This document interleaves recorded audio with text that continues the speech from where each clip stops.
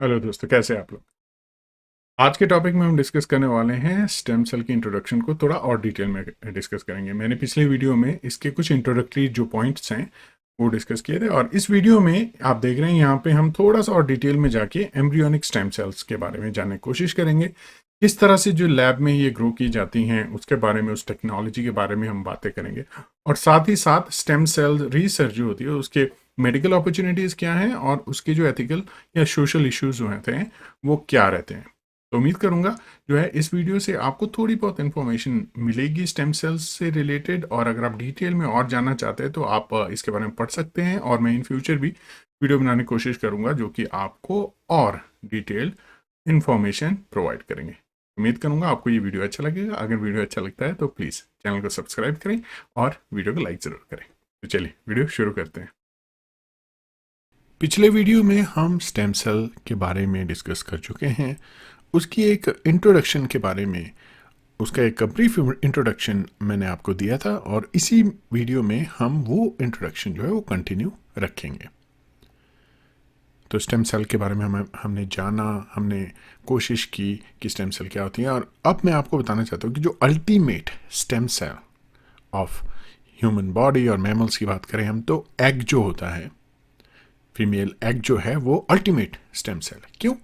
क्योंकि इसमें कैपेबिलिटी होती है अर्ली एम्ब्रियो सेल को फॉर्म करने की, और वो जो सेल्स होती हैं एम्ब्रियोनिक सेल्स जो होती हैं वो स्टेम सेल्स होती हैं, उनमें कैपेबिलिटी होती है किसी भी तरह के टिश्यू को बनाने की और एंटायर बॉडी को फॉर्म करने की, और उनको कहते हैं एम्ब्रियोनिक स्टेम सेल्स।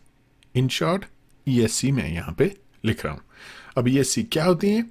ESC वो सेल्स होती हैं, the cells that have the capability to form any part of the body, किसी भी तरह का टिश्यू वो फॉर्म कर सकती हैं, जो कि एक बहुत ही फैसिनेटिंग बात है दोस्तों। अब ये देखिए यहाँ पे मैं एग का स्ट्रक्चर बना रहा हूँ, मैं बहुत ही सिंपल स्ट्रक्चर बता रहा हूँ, डिटेल में नहीं जाएंगे, अभी यहाँ स्ट्रक्चर नहीं डिस्कस करेंगे, आने वाले वीडियो में डिस्कस करेंगे। अब देखिए एग जब जो है उसकी फर्टिलाइजेशन हो चुकी है तो ये डिवाइड करेंगे इसके सेल जो हैं, और जाइगोट की फॉर्मेशन होगी, और उसमें ये जो बंच ऑफ सेल्स बना रहा हूँ मैं, इनको आप एम्ब्रियोनिक स्टेम सेल्स ले सकते हैं। और ये देखिए आगे फुल बॉडी जो है, यहाँ पे कार्टून रिप्रेजेंटेशन बना रहा हूँ फुल बॉडी की, बताने की कोशिश कर रहा हूँ कि देखिए यहाँ पे एग से जो है फुल बॉडी बन सकती है वाया एम्ब्रियोनिक स्टेम सेल्स। और एम्ब्रियोनिक स्टेम सेल्स को हम लैब में ग्रो कर सकते हैं, जिसको सेल कल्चर हम कहते हैं। और अगर एम्ब्रियोनिक स्टेम सेल को आप सुइटेबल एनवायरमेंटल कंडीशंस देते हैं, मीडिया देते हैं, उसमें जो उनको मॉलिक्यूल्स चाहिए वो मिलते हैं, तो वो एक स्पेसिफिक सेल टाइप की तरफ जो है उनका जी डेस्टिनेशन जो है एक स्पेसिफिक सेल टाइप को बनाने के लिए प्रोग्राम्ड हो जाएगा। तो यहाँ पे ये बताने की कोशिश कर रहा हूँ मैं किस तरह से जो है लैब में ग्रो करते हैं उनको। ये सेल कल्चर डिशेस होती हैं, उसके बॉटम में जो है ये सेल्स अटैच हो जाती हैं, क्योंकि उसके बॉटम में आपके पास मोस्ट ऑफ द टाइम क्या होता है कि एक स्पेशल टाइप की लेयर होती है। तो ट्रीटेड प्लेट्स होती हैं जब हम यूज़ करते हैं सेल कल्चर के केस में, अनट्रीटेड भी यूज़ करते हैं जिन सेल्स में एबिलिटी होती है ग्लास या प्लास्टिक सरफेस से अटैच होने की। तो मीडियम जब प्रोवाइड करते हैं तो वो सेल ग्रो होती हैं। तो इस पूरी जो है लैब टेक्निक को जब हम अलग अलग क्वेश्चंस को आंसर करने के लिए कहते हैं तो एरिया हो जाता है स्टेम सेल रिसर्च। अब स्टेम सेल रिसर्च में आपके पास मेडिकल अपॉर्चुनिटीज़ भी हैं और एथिकल और सोशल इश्यूज भी बहुत सारे हैं, क्योंकि हम यहाँ पे एम्ब्रियो की बात हो रही है, यहाँ पे ह्यूमंस की बात हो रही है, मैमल्स की बात, एनिमल्स की बात हो रही है।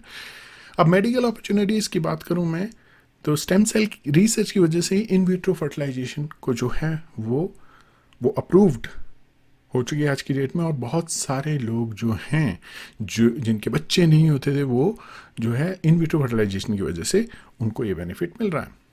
और देखिए दूसरा पॉइंट यहाँ पे मैंने लिखा है न्यूक्लियाई एक्सट्रैक्शन, कि इसके केस में क्या होता है कि डिफेक्टिव स्पर्म से भी जो है वो जो एम्ब्रियो की कंस्ट्रक्शन हो सकती है। और अगर एथिकल इशू की बात करेंगे हम, तो देखिए ऑब्वियसली एक्सपेरिमेंट्स हो रहे हैं सेल से, बहुत ही कॉम्प्लेक्स और डायनेमिक एक सिस्टम है जहाँ पे बहुत सारी चीज़ें हमारे कंट्रोल में नहीं होती हैं।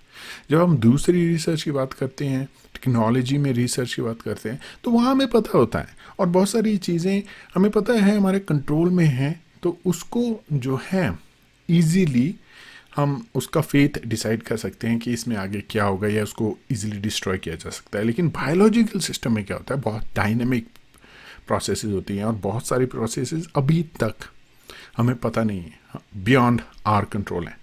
तो यहाँ पे इसलिए ये कंसर्न हो जाता है कि जब भी आप किसी भी बायोलॉजिकल सिस्टम के साथ जो है काम करते हैं, तो उसके साथ एथिकल और सोशल इश्यूज होते ही होते हैं। और एज ए रिसर्चर आपकी एक रिस्पॉन्सिबिलिटी होनी चाहिए उन इश्यूज को आंसर करने की, उन इश्यूज को जो है वो अच्छे ढंग से उनको एनालाइज करने की। उसके बाद जो है कोई भी आप स्टडी डिज़ाइन कीजिए। मोस्ट ऑफ द टाइम क्या होता है कि इंस्टीट्यूशनल एथिकल कमिटीज़ होती हैं, स्पेशली ह्यूमन रिसर्च के लिए, एनिमल रिसर्च के लिए उनके अप्रूवल की ज़रूरत होती है। वो प्रोसेस रहता है, उसको हम कभी डिटेल में डिस्कस करेंगे। तो यहाँ पे बस मैं आपको ये बताने की कोशिश कर रहा था कि देखिए बहुत सारी आस्पेक्ट हैं जब स्टेम सेल रिसर्च की बात होती है। तो इस वीडियो में हमने सिंपली जो है इंट्रोडक्शन को कंटिन्यू किया था, और यहाँ पे हमने जाना कि देखिए लैब में हम इनको ग्रो कर सकते हैं और इनकी जो है मेडिकल अपॉर्चुनिटीज़ बहुत ज़्यादा है। साथ ही साथ इसकी मेडिकल अपॉर्चुनिटी होने की वजह से रिस्पॉन्सिबिलिटी भी उतनी ही ज़्यादा हो जाती है। दोस्तों इस वीडियो में हमने स्टेम सेल की इंट्रोडक्शन को थोड़ा और एक्सटेंड किया। आपने जो मेरा पहला वीडियो है स्टेम सेल के ऊपर वो देखा होगा, जिसमें हमने इंट्रोडक्शन डिस्कस की थी। इस वीडियो में थोड़ा सा हम डिटेल में गए और हमने ये जाना कि किस तरह से स्टेम सेल्स को लैब में आप ग्रो कर सकते हैं। और रिलेटेड टू स्टेम सेल्स जो हैं यहाँ पे मैं आपको दिखा सकता हूँ। देखिए मेडिकल अपॉर्चुनिटीज़ या सोशल और एथिकल इश्यूज क्या होते हैं, और साथ ही साथ हमने जो है कुछ एक जो है इसके इम्पोर्टेंस, स्टेम सेल की इम्पोर्टेंस को फिर से डिस्कस करने की कोशिश की। उम्मीद करूँगा दोस्तों आपको ये वीडियो अच्छा लगा होगा। अगर आपको अच्छा लगा है तो वीडियो को लाइक करें, और अगर आपको चैनल का कंटेंट पसंद है तो चैनल को सब्सक्राइब ज़रूर करें दोस्तों।